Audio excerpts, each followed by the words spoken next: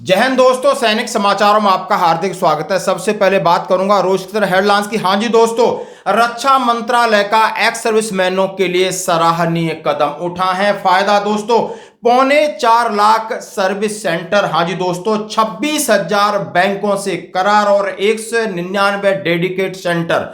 हाँ जी दोस्तों, क्या काम करना होगा आपके लिए और क्या है इसका फायदा, जरूर बताएंगे। हाँ, और दूसरी बात करूंगा, यदि आप प्रमोशन कैडर में, यदि आप मैप रीडिंग को रिफ्यूज कर रहे हैं, प्रमोशन कैडर को रिफ्यूज कर रहे हैं और उसके संबंधित किसी भी क्लास और कैडर को रिफ्यूज करते हैं, आप प्रमोशन यानी आप एमएससीपी के हकदार नहीं हैं। और इन नियमों में बदला हुआ है, कोर्ट का सीधा आदेश है। और आज का दिन ऐतिहासिक दिन। हाँ जी दोस्तों, यानी राष्ट्रपति भवन है तैयार और माननीय मोदी जी तीसरी बार ले रहे हैं प्रधानमंत्री जी की शपथ। और गृह मंत्रालय और रक्षा मंत्रालय होगा बदली, कौन बनेगा मंत्री उसकी लिस्ट और उनके फोन सबके पास पहुंच चुके हैं। आप शाम का जो भी अपडेट है मैं आपके साथ करूंगा शेयर। तो दोस्तों, सबसे पहले मैं बात करूंगा 4.25 लाख सर्विस सेंटर की। बात करूंगा 199 आपको डेडिकेटेड एमओडी के अंदर जो स्पर्श के सेंटर है। मैं बात करूंगा 26,000 बैंकों से करार हुआ है। अभी बात करूंगा 1128 रूरल बैंकों से करार हुआ है, जिनमें सेंट्रल बैंक ऑफ इंडिया,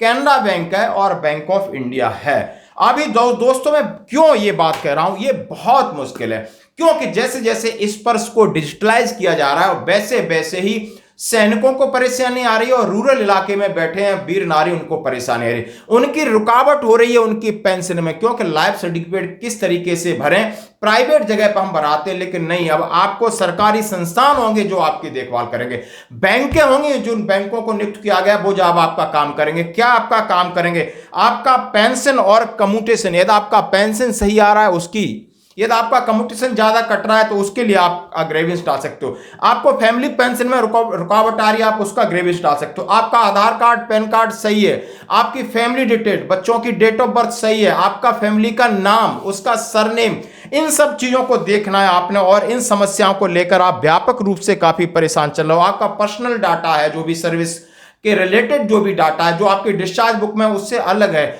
यानी आप फॉर्म 16 है, आपकी पे स्लिप है, यानी सारी समस्याएं एक जगह पर उनका हल होगा। और अभी हम भटक रहे हैं, एक दूसरे से पूछ रहे हैं, किसी प्राइवेट सर्विस सेंटर के पास जा रहे हैं, साइबर कैफे के पास जा रहे हैं, उनको पता नहीं होता। लेकिन इन सब समस्याओं को समाधान को लेकर रक्षा मंत्रालय काफी सजग है और इसके लिए एक इंटरेक्शन और समाधान प्रोग्राम पूरे देश में स्टेशन हेडक्वार्टर में चलाए जा रहे हैं, जैसे उनको दिशा निर्देश दिए गए। और वहां पर यह जागरूकता अभियान पहले जिला सैनिक बोर्ड को दिया था, लेकिन जिला सैनिक बोर्ड के बस की बात नहीं, अभी इन्होंने सीधा बैंकों से करार किया है। और आप समझ सकते हो कि 15 bank, 26,000, 4.25 lakh common service centre, इन सब के साथ करार हो गया। तो दोस्तों, अब बढ़ते हैं अगली खबर की तरफ। Promotion cadre. हाँ जी दोस्तों, यदि आपको एसीपी चाहिए, यदि आपको एमएसीपी चाहिए, तो आप इसके लिए अपनी कोई प्लान नहीं कर सकते। आपको सीधा उसी रास्ते पे जाना होगा जिस पे आपको फिजिकल प्रमोशन मिलता है। ये है मेरा सेंटेंस।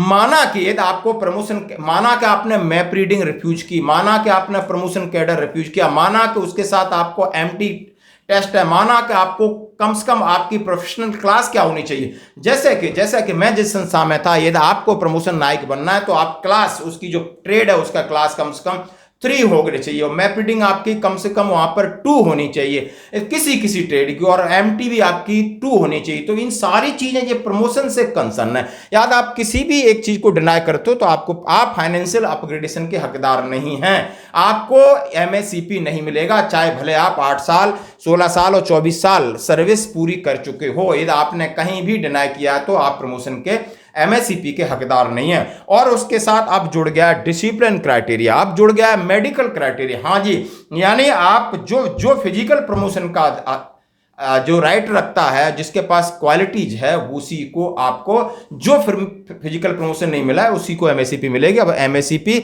आप बिल्कुल बहुत सारे सख्त नियम कर दें। अब बढ़ते हैं अगली और आज की जबरदस्त खबर। जैसा कि कोर्ट का इसमें ऑर्डर था, refusal to take promotion cadre test disentitle military person from financial upgradation और आर्मर्ड फोर्सेस ट्रिब्यूनल, यानी चंडीगढ़ की एएफटी ब्रांच। और उन्होंने किया है, the AFT at Chandigarh passed the ruling of reference for उनका larger bench decision to decide the उन्होंने कहा है continuous related to grant financial upgradation of PVR, उन्होंने इसके ऊपर निर्णय दिया है, यानी लार्जर बेंच ने एएफटी चंडीगढ़ की दिया है, तो आपको सावधान रहना होगा। दोस्तों बढ़ते हैं अगली खबर की तरफ। हाँ जी दोस्तों, आज है 3.0, यानी आज है देश के अंदर हमारी सरकार यानी एनडीए सरकार बन रही हो। एन फैक्टर यानी 3 एन, नरेंद्र मोदी और नीतीश कुमार और नायडू, 3 एन फैक्टरों की सौदेबाजी पूरी हो गई है।